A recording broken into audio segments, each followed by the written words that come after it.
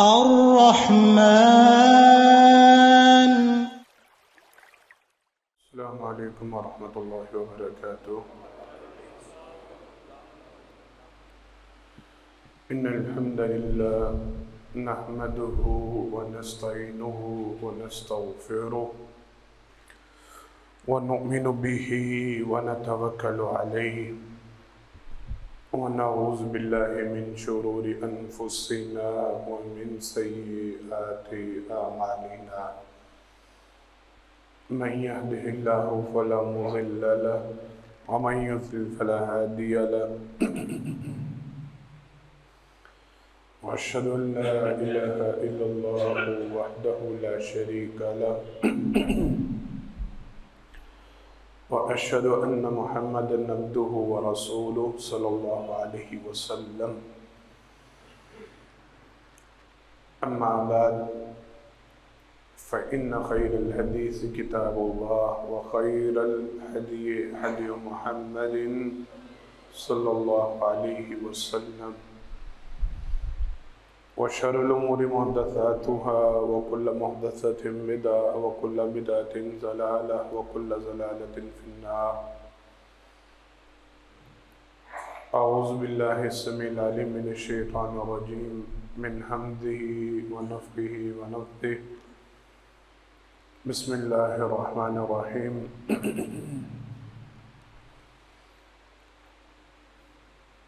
وَأَطِيعُوا اللَّهَ وَرَسُولَهُ وَلَا تَنَازَعُوا فَتَفْشَلُوا وَتَذْهَبَ رِيحُكُمْ وَاصْبِرُوا إِنَّ اللَّهَ مَعَ الصَّابِرِينَ.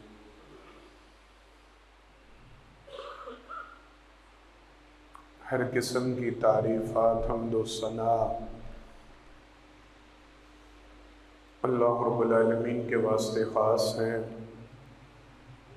انگنت لا تعداد بے شمار درود و سلام ہو امام الانبیاء حبیب کبریا جناب محمد مصطفیٰ صلی اللہ علیہ وسلم کی ذات گرامی پر.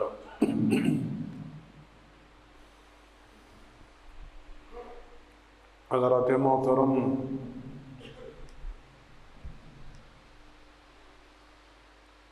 موجودہ دنوں میں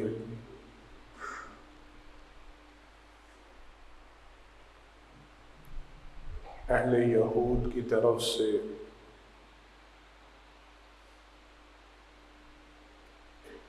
مسلمانوں پر ظلم و ستم کا جو بازار گرم ہے،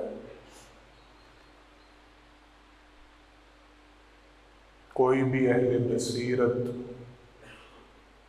اہل ایمان اس سے غافل نہیں ہے.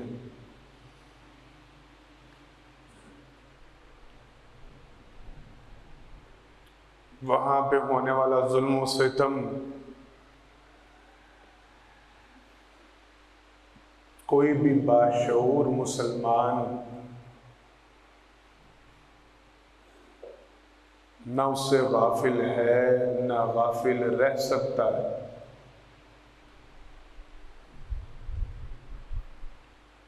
جناب محمد مصطفیٰ صلی اللہ علیہ وسلم کی حدیث مبارکہ کے مطابق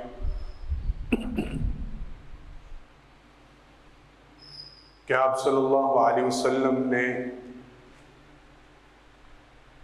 ہمیں کل جسد وکل بنیان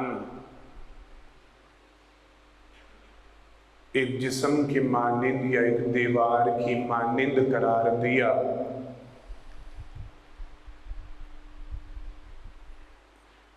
دیوار کی مثال دیتے ہوئے فرمایا کہ اس کی ہر اینٹ دوسری اینٹ کو مضبوط کرنے والی، اس کا ساتھ دینے والی.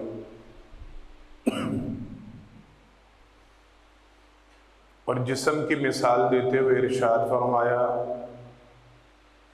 کہ ہر عضو، ہر حصہ دوسرے حصہ کے ساتھ یوں منسلک اور جڑا ہوا کہ اگر جسم کا ایک حصہ تکلیف میں مبتلا ہے تو دوسرا حصہ اس درد کو محسوس کرتا ہے.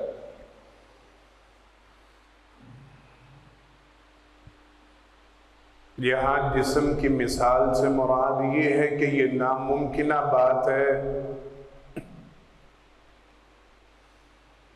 ہاتھ میں تکلیف ہو تو باقی جسم پرسکون رہے، ایسا ممکن نہیں۔ سر میں درد ہو اور باقی جسم عیش و عشرت میں ملوث ہو، مشغول ہو، ایسا ممکن نہیں۔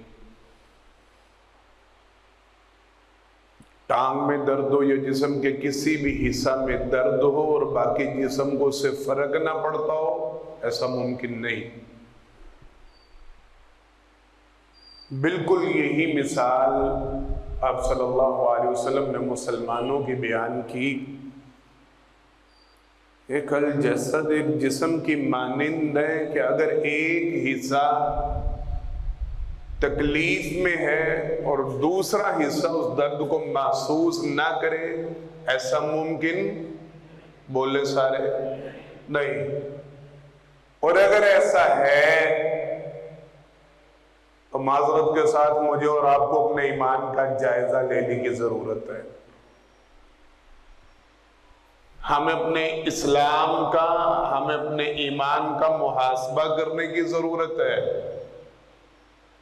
کیونکہ حدیث تو اس بات پہ دلال کہ اگر ایک مسلمان تکلیف میں ہے، دوسرا مسلمان اس کی تکلیف ضرور محسوس کرے گا۔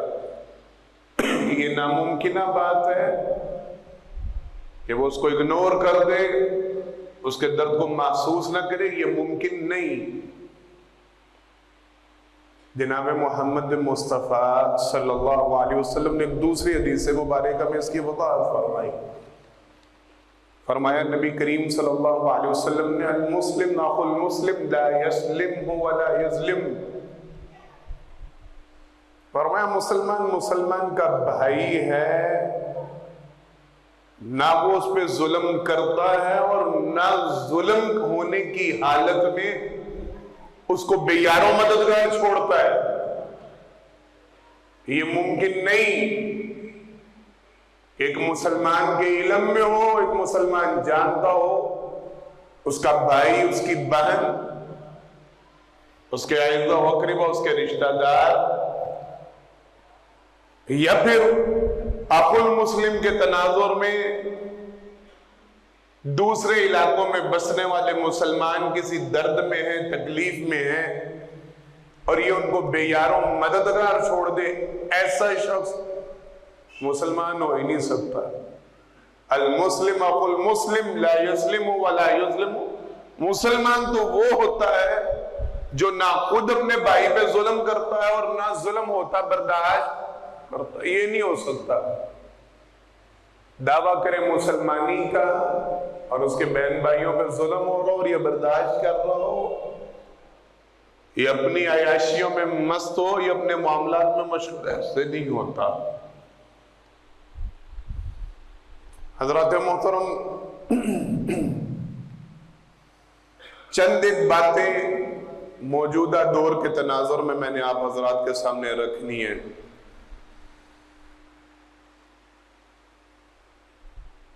سرزمین شام یا سرزمین فلسطین جسے آج کل کہا جاتا ہے، آپ لوگوں کے نالج میں ہونا چاہیے، سرور کائنات صلی اللہ علیہ وسلم کی احادیث مبارکہ میں اور آپ صلی اللہ علیہ وسلم کی حیات طیبہ میں یہ فلسطین کا علاقہ شام کا علاقہ کہلاتا تھا۔ یہ سارا علاقہ اس وقت ملک شام کے انڈر تھا، لہذا سرور کائنات صلی اللہ علیہ وسلم نے اپنی احادیث مبارکہ میں جب شام کو مخاطب فرمایا یا سرزمین شام کو مخاطب فرمایا تو اس سے مراد فلسطین، اہل فلسطین اور شام کے متعلقہ علاقہ جات شامل۔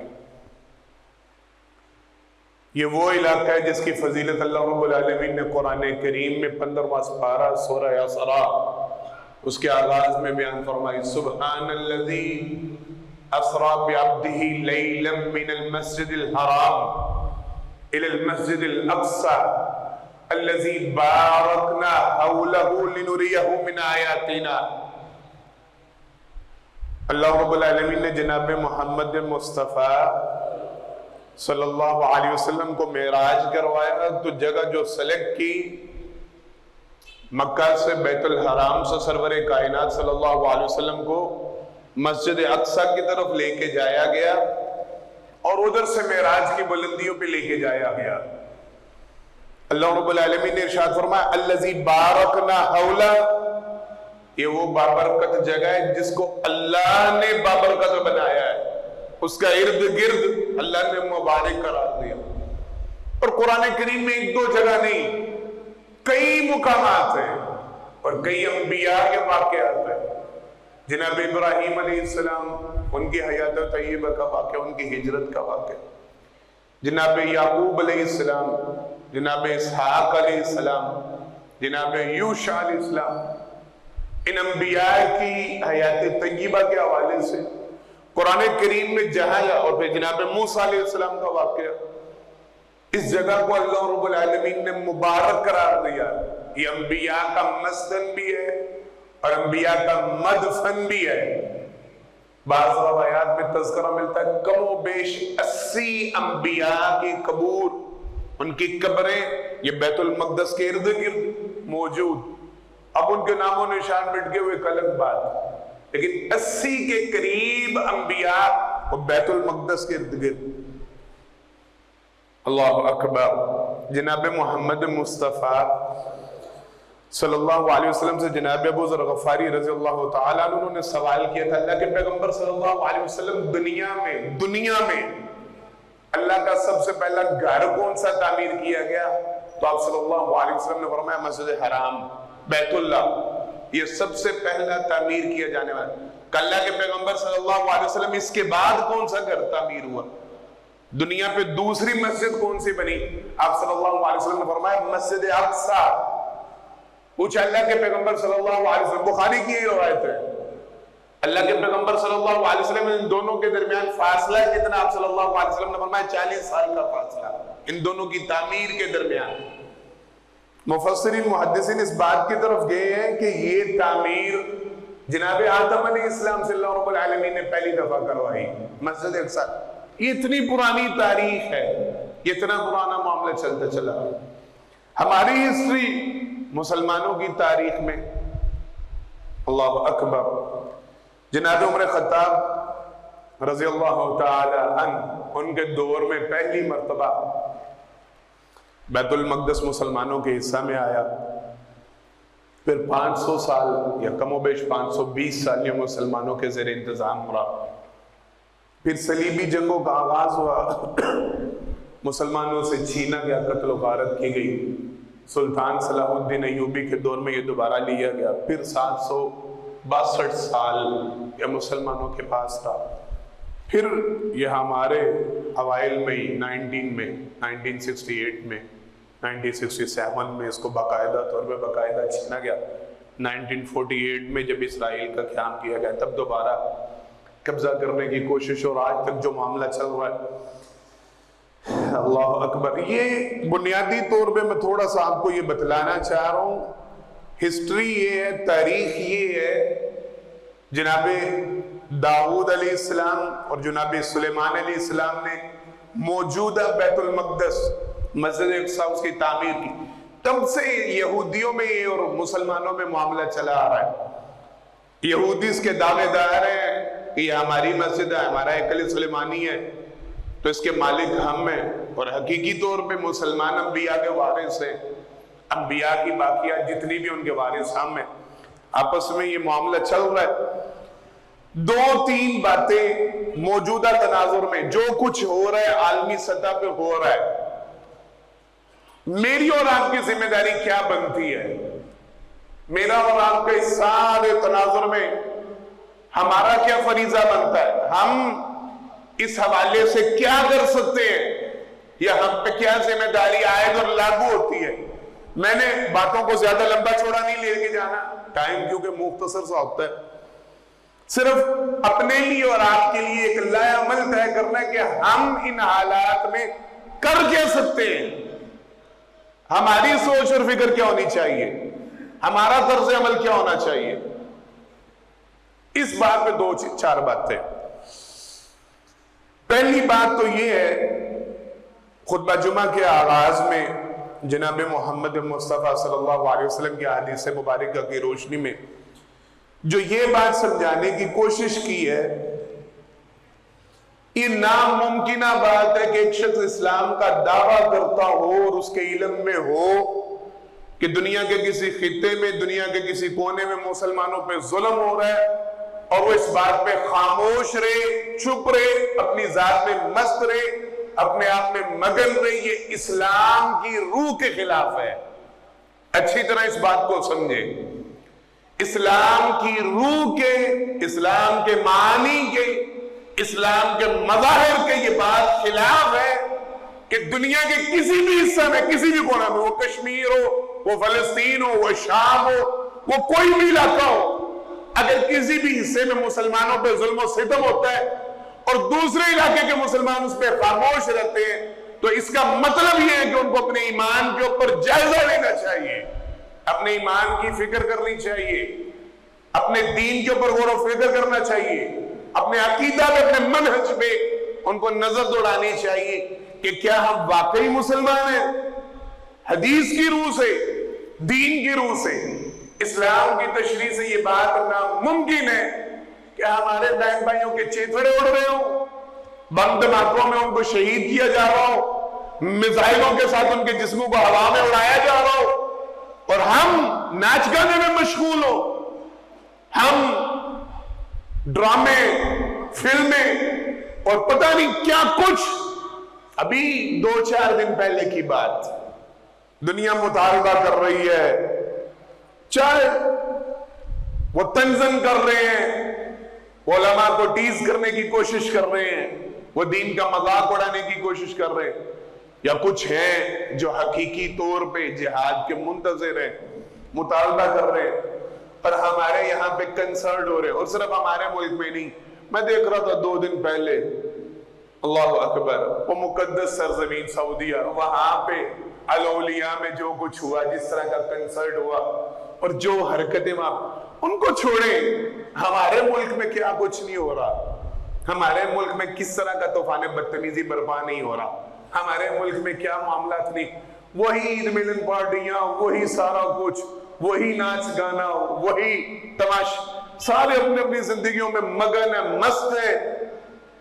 پر دعویٰ یہ ہے کہ ہمیں فلسطینیوں کا غم بڑا ہے، ہمیں ان کی تکلیف بڑی ہے، ہم سے ان کی ویڈیوز دیکھی نہیں جاتی. اللہ کی قسم آپ دیکھتے نہیں، آپ کو دکھائی جاتی ہیں. یہ بات ذہن نشین رکھیں. میں یہ بات بڑے افسوس سے کہتا ہوں، یہ مناظر آپ لوگ دیکھتے نہیں، جو دکھانا مقصود ہوتا ہے وہ آپ کو دکھلایا جاتا ہے. میں نے یہ بات آج سے کچھ سال پہلے قرآن کریم کی بے حرمتی کے حوالے سے بھی بیان کی تھی.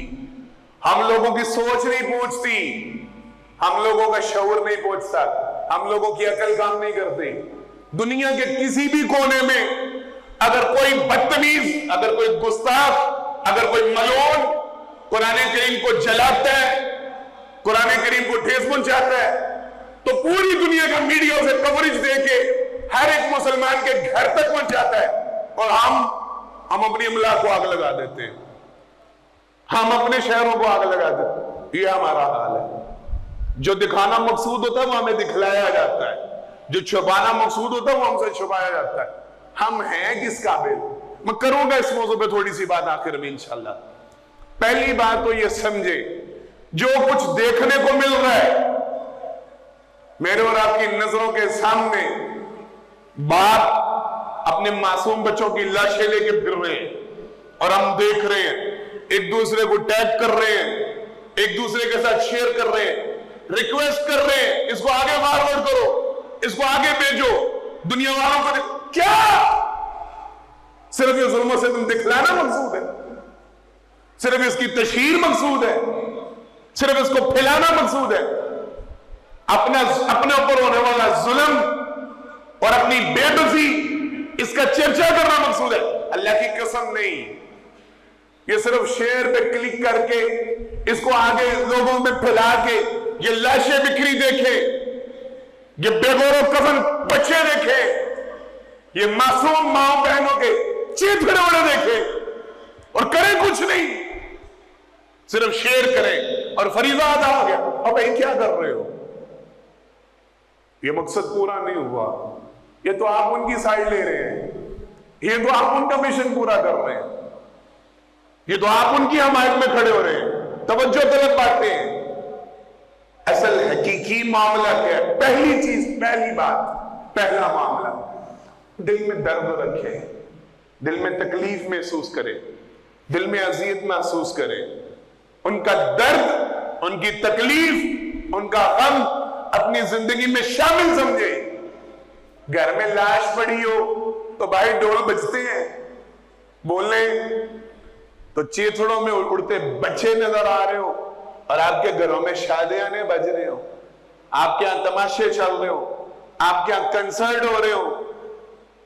करूं बात, आपके यहां PSL का इनेकाद हो रहा हो और नारे आप फलस्तीन के लगा रहे हो, यकजहती फलस्तीन कॉन्फ्रेंस हो, आपके स्टेडियम बने हो, आपको तमाशों से फुर्सत ना हो, आपके नए नए गाने रिलीज हो रहे हो और मुल्की सतह पे, मुल्की सतह पे, कौमी सतह पे आप गानों का इनेकाद कर रहे हैं, आप कंसर्ट का इनेकाद कर रहे हैं, आप तमाशों का इनेकाद कर रहे हैं, आप खेलों का इनेकाद कर रहे हैं। आपको इन चीजों से फुर्सत नहीं। नई टीम कौन सी आई है, नया तमाशा कौन सा आया है, नया गाना कौन सा, समझ ये रहे हैं कि हम फलस्तीन के साथ, क्या फलस्तीन? बस वो वीडियो शेयर कर दें, बस वो जुल्म दिखा दें, बस वो गिरती हुई लाशें दिखा दें और हक अदा हो जाता। नहीं, अल्लाह की कसम नहीं। पहली बात और जरूरी तरीन बात, लाजमी बात, अपने अंदर गम महसूस करें, अपने अंदर दर्द महसूस करें। और वो दर्द महसूस करना सिर्फ शेर की हद तक ना हो, सिर्फ ये ना हो कि यार नहीं यार बड़ा ही जुल्म हो रहा है, और नहीं, आपके मामूलात में फर्क पड़े, आपके मामलात में फर्क पड़े, आपके कारोबार पे फर्क पड़े, आपकी खुशियों पे फर्क पड़े, आपकी जिंदगी पे फर्क नजर आए, आप मगमूम नजर आए, आप गमज़दा नजर आए, आपकी बातों से दुख झलके, आपके चेहरे पे परेशानी के आसार हो, आप खुशियां ना बांटते फिरें, आप हकीकी तौर पे गमज़दा नजर आए। पहली बात, इस्लाम का तकाज़ा है, ये ईमान का तकाज़ा है, नामुमकिन बात है, ये हो नहीं सकता। ला युस्लिम वला युस्लिम, वो मुसलमान नहीं हो सकता जो अपने भाई को, अपनी बहन को गम में देखे, परेशानी में देखे, तकलीफ में देखे और उसको बेयारों मददगार छोड़ दे और इस्लाम का दावा करे, मुसलमान होने की बात करे। ये नहीं हो सकता। मुसलमान होता वो है जो अपने भाई को गम में देखता है, अपने भाई को तकलीफ में देखता है, उसका गम महसूस करता है, उसका दर्द महसूस। और मिसालें हैं हमारी तारीख में, मिसालें। मैं सहाबे किराम रिज़वानुल्लाह अलैहिम अजमईन के दौर में नहीं जा रहा, मैं उनके पीछे दौर में नहीं, मौजूदा दौर में मिसालें। खलीफा मुअत्तसिम बिल्लाह, उसकी मिसाल ले लीजिए।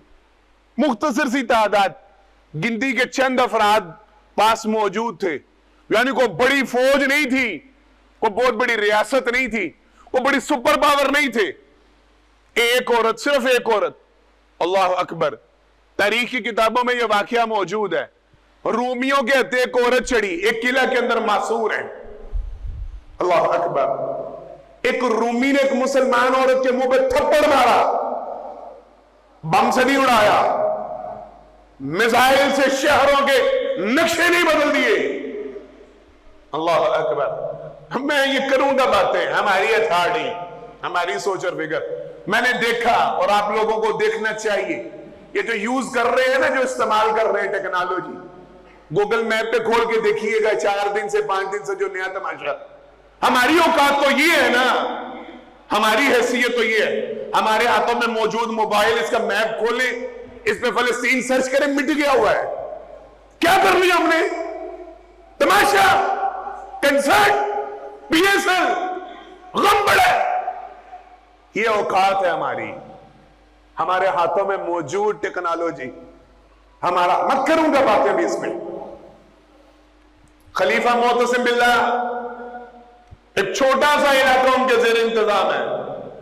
इत्तला मिलती है एक किला यहूदियों का, रूमियों का, वहां पे एक औरत मासूर है, जेल के अंदर है, कोठरी में है, تو کسی فوجی نے اس کے منہ پہ تھپڑ مارا، وہ عورت چلائی واہ معتصم، اور کدھر ہے معتصم؟ اسے علم نہیں کہ اس کی بہن کے منہ پہ تھپڑ پڑا ہے اور وہ خلیفہ بنا پھرتا ہے۔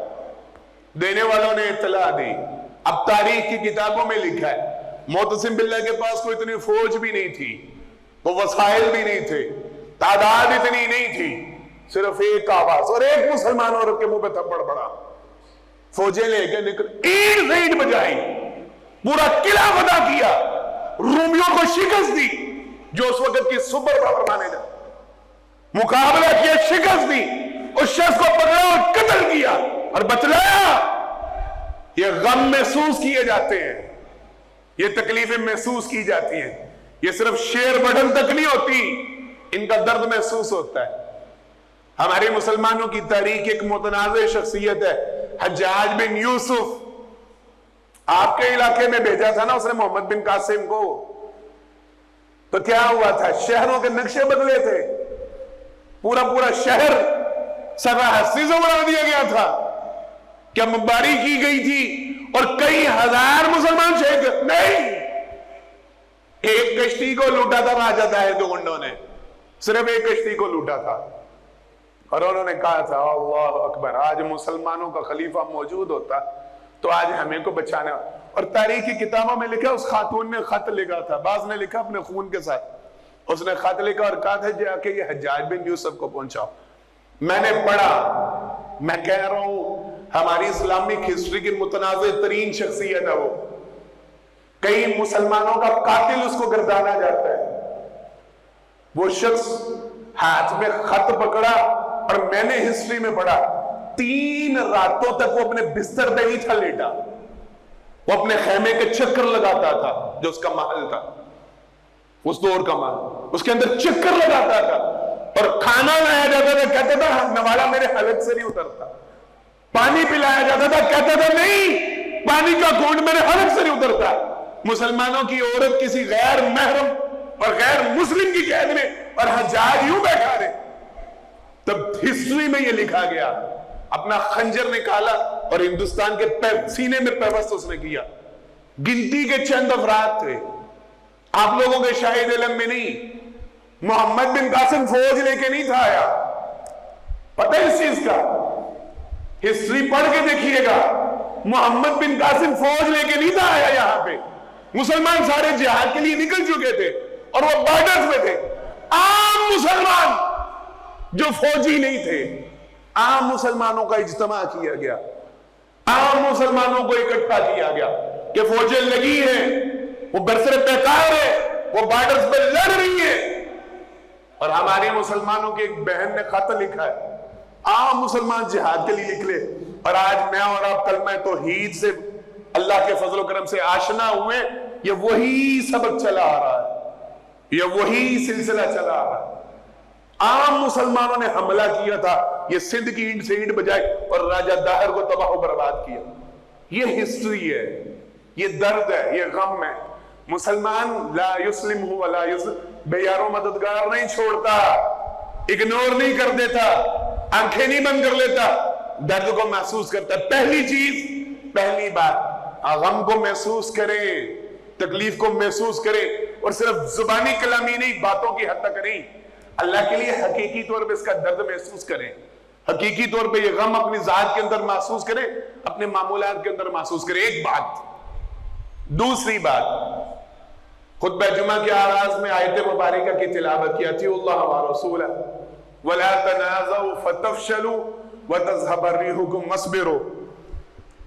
اللہ اکبر، اللہ رب العالمین حکم دیتے ہیں اور معاملہ جب اس طرح کا بن جائے، لا تنازعوا فتفشلوا وتذهب ريحكم واصبروا، آپسی اختلاف کو ختم کر دیا کرو، جب بھی غیروں کی طرف سے سازش ہو، جب بھی بیرونی حملہ ہو، اندرونی اختلافات کو مٹا دینا چاہیے، اندرونی چپکلشوں کو ختم کر دینا چاہیے، اور پہلے باہر سے تو لڑ لو، پہلے باہر سے تو فرصت و فراغت حاصل کر لو، پھر اندر لڑ لینا۔ اللہ کے لیے متحد ہو جائیں، اللہ کے لیے ایک ہو جائیں، اللہ کے لیے جڑ جائیں، دکھ سے کہنا پڑتا ہے. اور یہ بات بھی میں 2-4 مرتبہ دوہرا چکا ہوں یہاں پہ. ہمارے یہاں پہ ناموس رسالت کے جلسے ہوئے تھے. نبی کریم صلی اللہ علیہ وسلم کی شان میں گستاخی کے خلاف ہم نے احتجاج کی, ہم نے ریلیاں نکالی. تو ہمارے ملک کا عجیب منظر تھا. ہر سڑک اور ہر گلی اور ہر چوک میں نکلنے والی ریلی کے بینر الگ تھے, جھنڈے الگ تھے, اور وہ الگ الگ نعرے لگا رہے تھے. ہمارے پیغمبر کی شان میں گستاخی ہمیں یکجا نہیں کر سکی. آج وہی حال, آج وہی حال. اللہ کا ربا شکر ہے کچھ علماء ہیں جن کی عقل کام کر رہی ہے, جن کی بصیرت کام کر رہی ہے, جن کی آنکھیں روشن ہیں. کل اس میں سے ایک اجلاس ہوا اسلام آباد میں الحمدللہ ثم الحمدللہ, جس میں تمام مکاتب فکر کے علماء نے شرکت کی. اور یہ وقت ہے علماء کو اپنا معاملہ وہ ادا کر رہے ہیں, اپنا فریضہ ادا کر رہے ہیں. کیا ہم اکٹھے ہو رہے ہیں؟ میں بڑے دکھ سے کہتا ہوں آج بھی سوشل میڈیا کو چیک کریں, یہ باتیں زبان زد عام ہے. خان صاحب کی حکومت تھی, فلسطین کا معاملہ بنا, میں اللہ کی قسم اٹھا کے کہتا ہوں مجھے نفرت ہے سیاست سے, مجھے نفرت ہے سیاسی گفتگو سے, مجھے کوئی لینا دینا نہیں. خصوصاً یہاں پہ منبر رسول پہ میرا سیاسی جماعت نفرت کے قابل ہے میرے لیے سارے, صرف آپ لوگوں کو روشنائی دینے کے لیے. یہ زبان زد عام ہے باتیں. خان صاحب کی حکومت میں فلسطین پہ حملے ہوئے, میاں صاحب گلے میں رومال لٹکائے پہنچ گئے, روزانہ کی بنیاد پہ احتجاج ہو رہے ہیں. اور آج کئی دن ہو گئے بمباری ہوتے ہوئے, روزانہ لاشیں گر رہے ہیں. ایک سنگل بیان سنا ہے, کوئی احتجاج سنا ہے, کوئی گورنمنٹ کی کال سنی ہے, کوئی گورنمنٹ کا کوئی بیانیہ سنا ہے, کوئی پلاننگ سنی ہے؟ کچھ بھی نہیں. یعنی ہمارے ہاں یہ بھی سیاسی گیم ہے, ہمارے ہاں یہ بھی سیاسی منظر ہے. ہم نے اس کو بھی سیاست میں توڑنا ہے. میری گورنمنٹ ہوگی تو یہ ہوگا, اس کی گورنمنٹ ہوگی تو یہ ہوگا, میری جماعت ہوگی تو یہ کرے گی, اس کی جماعت. اللہ کا واسطہ ہے لا تنازعوا فتفشلوا وتذهب ريحكم. وہ اب تو اختلاف ختم کر دو, اب تو ایک ہو جو.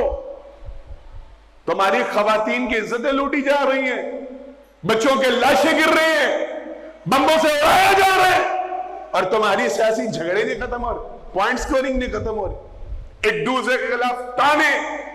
ہماری گورنمنٹ میں ایسے ہوا, تمہاری گورنمنٹ میں ایسے نہیں ہو رہا, تمہاری گورنمنٹ میں ایسے ہوا, ہماری گورنمنٹ. اب تو ختم کر دیں, اب تو ان اختلافات. اور اللہ کا واسطہ دے کے کہتا ہوں مسلکی بنیادوں پہ, صوبائی بنیادوں پہ, علاقائی بنیادوں پہ, سیاسی بنیادوں, ان اختلافات کو بلائیں اور یکجا ہو کے نکلیں, یک زبان ہو کے نکلیں. کیا اسرائیل جب بمباری کرتا ہے تو وہ پوچھتا ہے کہ یہ کس مسلک کی مسجد شہید ہوئی ہے؟ کیا وہ پوچھتے ہیں یہ حنفی مسلک کے تھے, یہ حنبلی کے تھے, یہ شافعی تھے, یہ مالکی تھے؟ جب تمہیں شہید کرنے والے, تمہارے ساتھ ظلم کرنے والے تمہارے اندر تفریق نہیں رکھتے, تم ظلم برداشت کرتے ہوئے تفریق میں کیوں پڑے ہو؟ ابھی بھی مسلک کی جنگیں, ہمارے مسلک کی ریلی نکلے گی, ہماری جماعت ریلی نکالے گی, ہمارا جھنڈا اس کے نیچے سارے جمع ہو جائے, ہم میزبانی.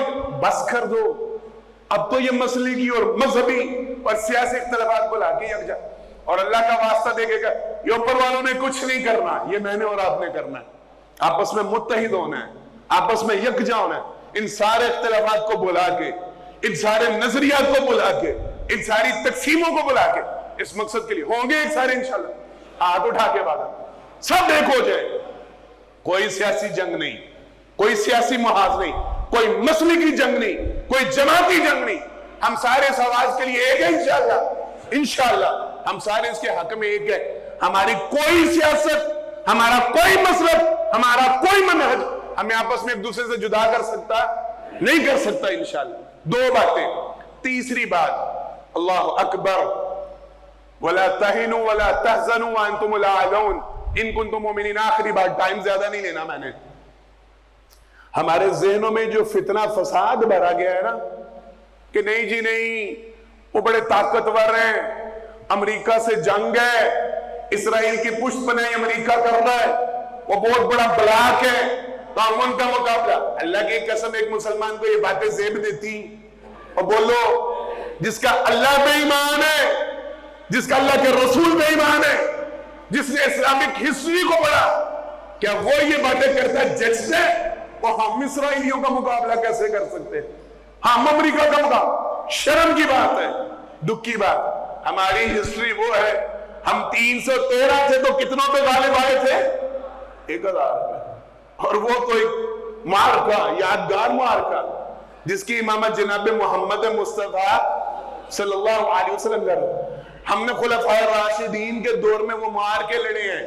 ہماری 40,000 کی فوج تھی, مقابلے میں 12 لاکھ کا لشکر تھا. ہم تب بھی فاتح تھے الحمدللہ. ہم چند مٹھی بھر آئے تھے یہاں پہ. میں نے ابھی بتلایا محمد بن قاسم کے ساتھ ہم مٹھی بھر تھے, اور ہم نے پوری سلطنت کو شکست دی تھی. وَلَا تَهِنُوا وَلَا تَحْزَنُوا وَأَنْتُمُ الْأَعْلَوْنَ. اور یہ باتیں ہم مسلمانوں میں نہ کرو. ایک مسلمان کا یہ عقیدہ نہیں ہونا چاہیے, ایک مسلمان کی یہ سوچ نہیں ہونی چاہیے ہم ان کے مقابلے میں کچھ بھی نہیں, ان کی ٹیکنالوجی بہت زیادہ ہے, ان کی پاور بڑی ہے, ان کا گٹھ جو, اور کچھ بھی نہیں. قرآن کریم بھرا پڑا ہے جس کے ساتھ اللہ کی نصرت, جس کے ساتھ اِن يَنْصُرْكُمُ اللَّهُ فَلَا غَالِبَ لَكُمْ. اللہ کی نصرت تمہارے ساتھ ہو, تم پہ کوئی غالب آ سکتا ہے؟ کبھی بھی نہیں آ سکتا. اللہ کی ذات پہ توکل کرے, اللہ کی ذات پہ بھروسہ. اور اسی توکل اور بھروسے سے ریلیٹڈ ایک بات ہے, اللہ کے لیے اپنی نسلوں کو تیار کرے. اور یہ نسلوں کی گیم ہے. یہ اسرائیل, اس کے بارے میں فکر مند نہ ہوا کریں, اس کے بارے میں پریشان نہ ہوا کریں. یا ہمارے نبی کریم صلی اللہ علیہ وسلم نے ہمیں بتلا دیا ہے, ان کی اصلیت ان کو ہونے دے جمع, یہ ان کا مقتل ہے, یہ ان کی قتل گاہ ہے. سرور کائنات صلی اللہ علیہ وسلم کی حدیث کے مطابق دنیا کے ہر ایک کونے سے انہوں نے یہاں پہ جمع ہونا ہے. حدیث معاذ اللہ سمہ معاذ اللہ غلط ہو سکتی ہے, تو یہ انہیں ان کو کر لینے دے اکٹھ, ان کو ہو لینے دے جمع.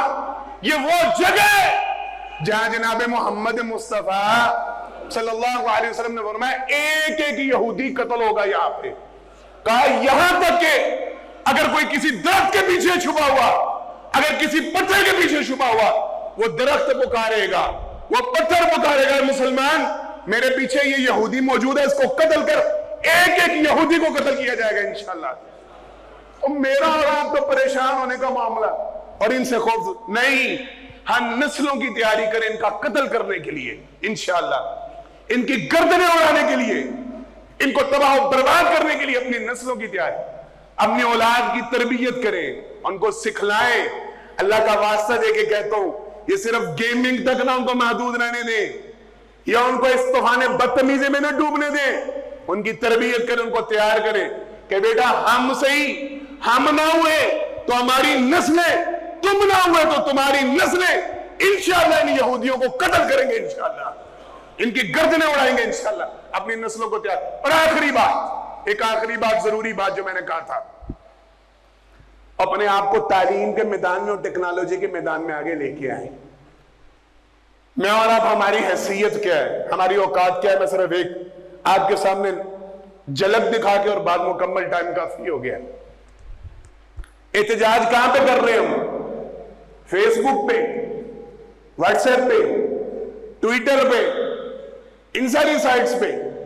احتجاج ریکارڈ کروانے کی جگہ کیا ہے؟ یہی ہے, پلیٹ فارم یہی ہے.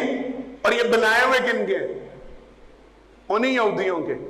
اور معروف بات ہے, مشہور بات ہے, جو نوجوان بیٹھے ہیں وہ میری بات سمجھ لو, ویڈیوز اپلوڈ ہوتی ہیں وہاں پہ, اکاؤنٹ بین ہو جاتا ہے, ویڈیو ڈیلیٹ کر دی جاتی ہے, اکاؤنٹ ہی پورا اڑا دیا جاتا ہے.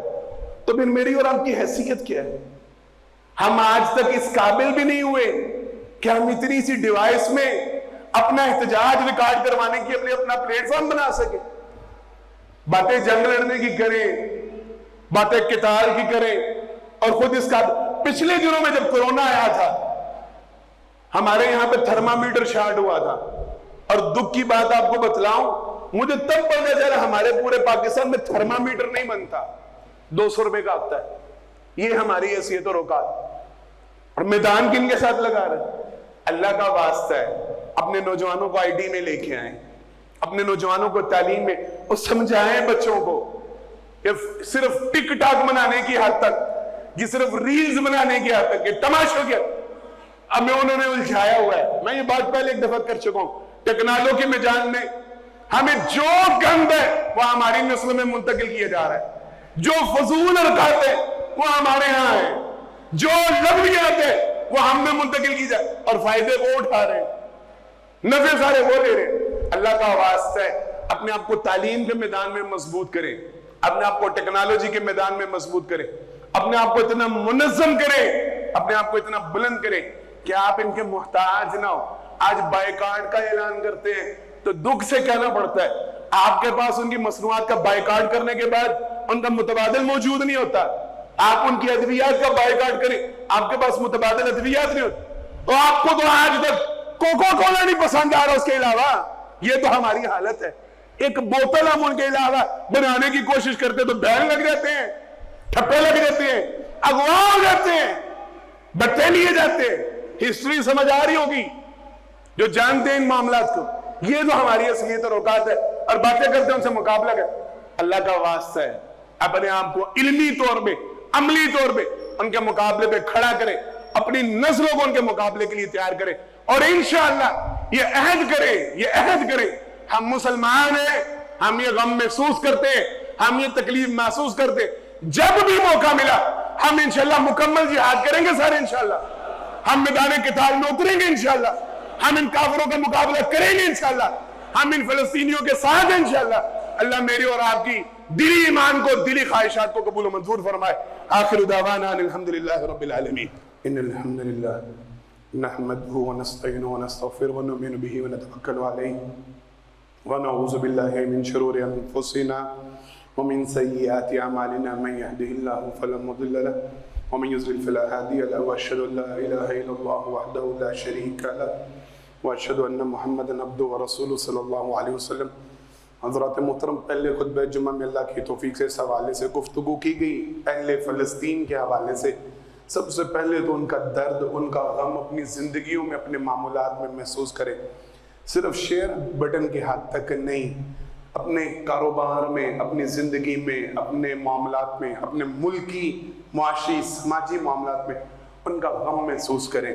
उनके लिए यकजा हो जाएं, आपसी इख्तलाफात को भुला दें, आपस की नफरतों को ख़त्म करें। ये कुरान करीम का हुक्म है।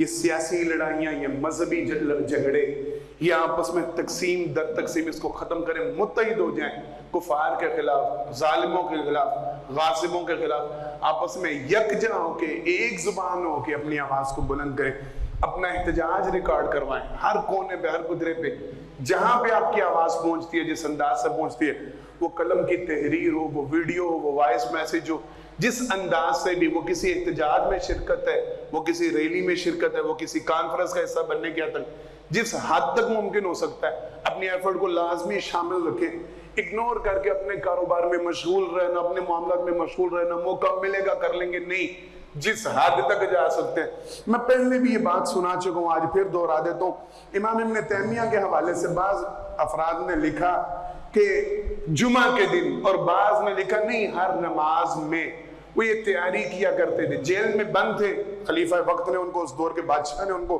बंद किया हुआ था।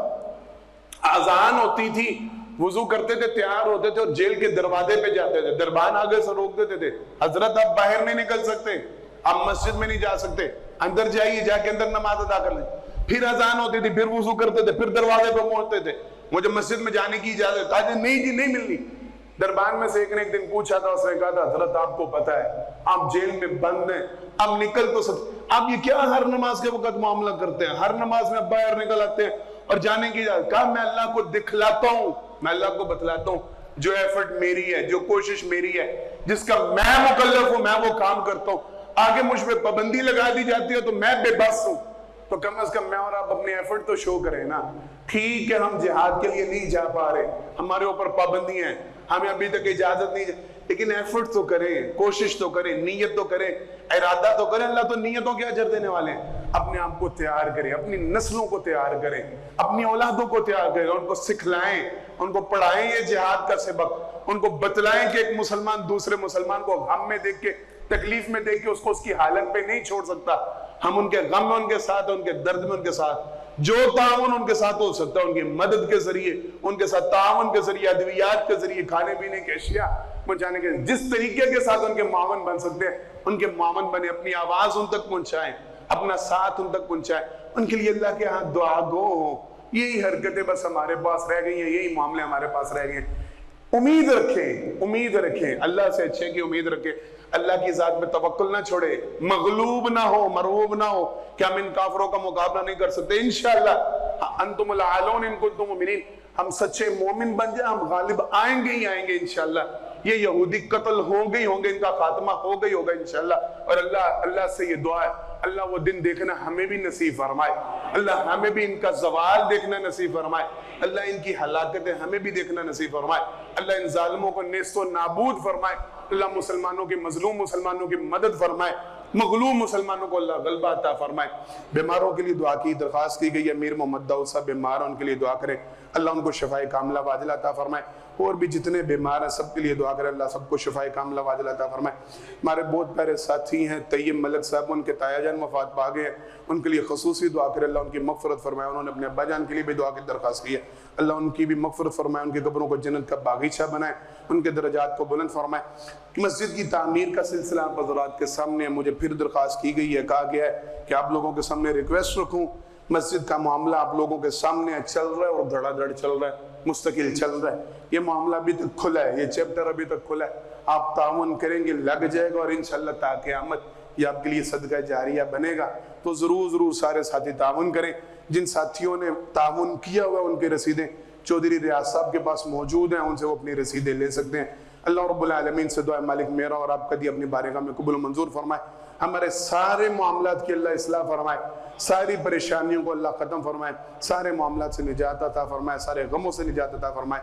بارک اللہ لنا ولکم فی القرآن العظیم ونفعنا وإیاکم بالآیات والذکر الحکیم انہ تعالی جبار قدیم مالک بر رؤوف رحیم۔ سبحان ربک رب العزۃ عما یصفون وسلام علی المرسلین والحمد للہ رب العالمین۔